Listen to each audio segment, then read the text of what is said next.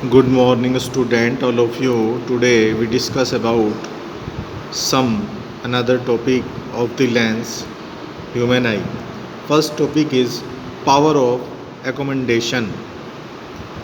The ability of an eye to focus the distant objects as well as the nearly objects on the retina by changing the focal length of the eye lens is called the power of accommodation of eye. इसका क्या मतलब है? इसको हिंदी में बोलते हैं आँख की समंजन क्षमता।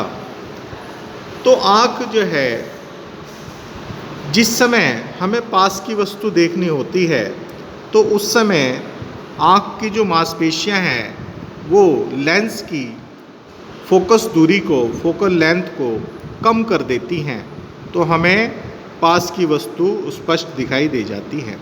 इसी प्रकार जब हमें दूर की वस्तु देखनी होती है तो आँख की जो मांसपेशियां हैं, नर्व्स हैं, वो क्या है, रिलैक्स स्टेज में हो जाती हैं, ढीली हो जाती हैं और लेंस की जो फोकस दूरी है वो बढ़ जाती है, तो हमें दूर की वस्तु दिखाई दे जाती है। इस प्रकार आँख की जो फोकस दूरी एडजस्ट करने की जो पावर है, जो क्षमता है, उसको हम कहते हैं power of accommodation of the eye, या हिंदी में बोलते हैं हम आँख की समंजन क्षमता।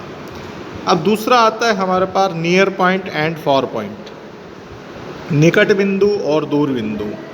The point nearest to the eye at which an object is visible clearly is called the near point, and the point up to which eye can see when fully relaxed is called far point।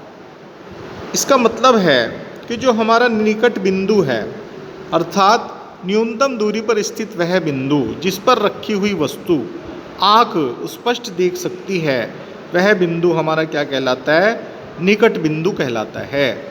एक सामान्य आँख के लिए यह बिंदु 25 centimetre की दूरी पर होता है।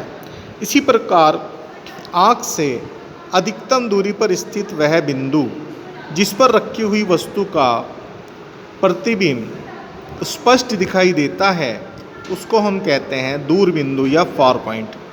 सामान्य आँख का जो फार पॉइंट है वो अनंत पर होता है, इनफाइनाइट पर होता है। जैसे हमें तारे दिखाई देते हैं तो तारे तो हमारे से अनंत दूरी पर हैं, किंतु हमारी आँख उनको फिर भी देख सकती है। तो ये दोनों परिभाषाएं हैं। Range of vision, the distance between the near point and the far point is called the range of vision.